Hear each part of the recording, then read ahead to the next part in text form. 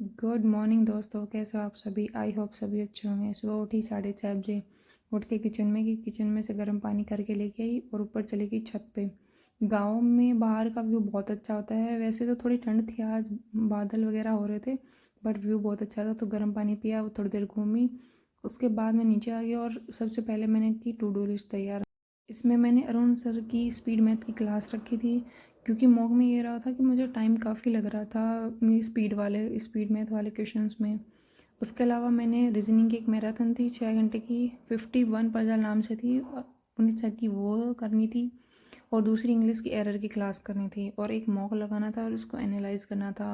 Mock को लगाने से ज़्यादा उसको एनालाइज करना ज़रूरी होता है एग्ज़ाम टाइम के पास में।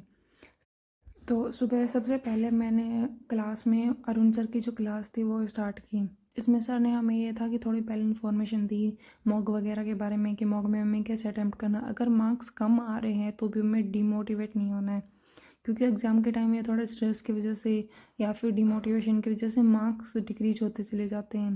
पर अगर हम लगातार कंटिन्यूटी बनाए रखेंगे तो मॉक में हमारे बेशक कम मार्क्स आ रहे हैं, बट एग्ज़ाम टाइम में हम अच्छा स्कोर करेंगे। इस क्लास में सर ने हमें जो फिलर्स वाले क्वेश्चन, सेंटेंस इम्प्रूवमेंट वाले क्वेश्चन वो और वोकेब वाले क्वेश्चन, सारे क्वेश्चन करवाए थे। सबसे पहले सर ने करवाए थे इसमें सेंटेंस इम्प्रूवमेंट वाले क्वेश्चंस। इसमें सर ने काफ़ी सारे 10 के अप्रॉक्स क्वेश्चन करवाए थे। उसके बाद सर ने करवाए थे फिलर वाले क्वेश्चंस। फिलर में सर ने जो नई वोकेब जो मोस्टली यूज़ होती हैं वो सभी करवाई थी इसमें। इसलिए मैंने उन सभी वोकेब का नोट्स बना लिए थे, ताकि मैं इसको शाम को सोने से पहले थोड़ा रिवाइज़ कर लूँ, क्योंकि एग्ज़ाम टाइम में मुझे वहाँ पे ये होता है कि थोड़ा प्रेशर होता है, हमें जल्दी जल्दी से वो वर्ड्स याद नहीं आते। इसलिए मैं थोड़ा इनको रिवाइज़ करती रहूँगी तो मुझे थोड़ा ये हो जाएगा, टाइम कम लगेगा, फिर मॉक में भी अच्छा अटैम्प्ट होगा जिससे डिमोटिवेशन नहीं होगा और पेपर भी मेरा अच्छा जाएगा उससे। इंग्लिश में वोकेब का ये होता है कि हम उनको डेली बेसिस पे जितना ज़्यादा रिवाइज करेंगे ना, उतने ही ज़्यादा हमें वोकेब वगैरह याद रहेंगे, इतनी क्लियरिटी आएगी। और उसके बाद मैंने पुनीत सर की स्टार्ट की 51 पजल वाली मैराथन, क्योंकि इसमें सर ने हमें मतलब जो भी इम्पोर्टेंट पजल थी, इम्पोर्टेंट जिसमें पॉइंट्स बन रहे थे, सारे हमें करवाए थे। इसमें सर ने पोस्ट वाले और मंथ वाले, फ्लोर वाले, रैंकिंग वाले, ब्लड रिलेशन, सब टाइप के क्वेश्चंस करवाए थे। और सर ने मतलब काफ़ी जो छोटे छोटे पॉइंट्स जिसकी वजह से हमारी पजल गलत हो जाती है या फिर हम नहीं कर पाते हैं, उसमें करवाया। इस पजल में सर ने करवाया था कि हमें ये भी ध्यान होता है कि जो ईयर का सीक्वेंस है वो भी सही लगा हुआ है नहीं हुआ है।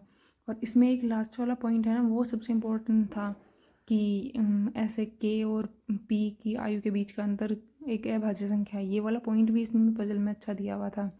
उस और उसके बाद सर ने अच्छे से हमें सॉल्व करके बताई कि हमें कैसे कैसे ये सॉल्व करनी थी। उसके बाद सर ने एक बॉक्स वाला पजल, ये थोड़ी इजी थी बट इसमें भी काफ़ी सारे ट्रिक्स दिए हुए थे।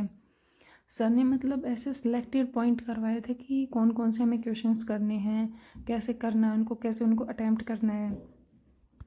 और वो सभी की पॉइंट मैंने नोट डाउन कर लिए, क्योंकि ये था कि मैंने काफ़ी बार नोट किया कि मेरे जो सर ने जो पॉइंट बताए थे उनकी वजह से मेरे क्वेश्चंस गलत हो रहे थे। इसलिए मैंने जो भी पॉइंट इंपॉर्टेंट लग रहे थे सभी को नोट डाउन कर लिया कि मैं बाद में उनको रिवाइज करूँगी। उसके बाद मैंने एक मॉक लगाया, इसमें मेरे 48 मार्क्स आए थे।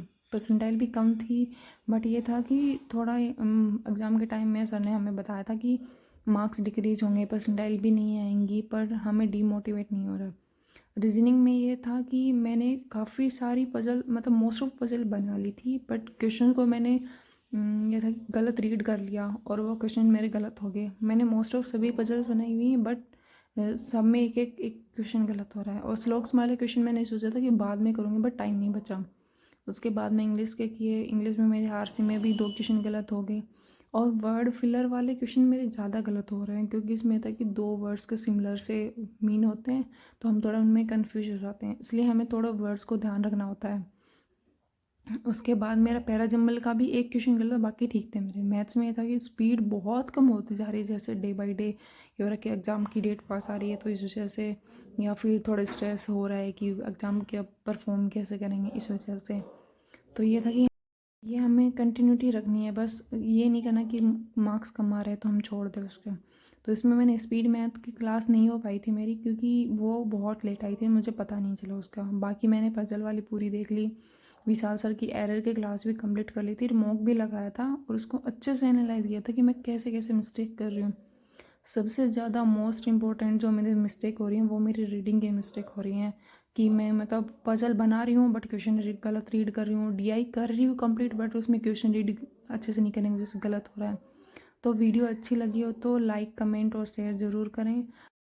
Thank you for watching me. Thank you.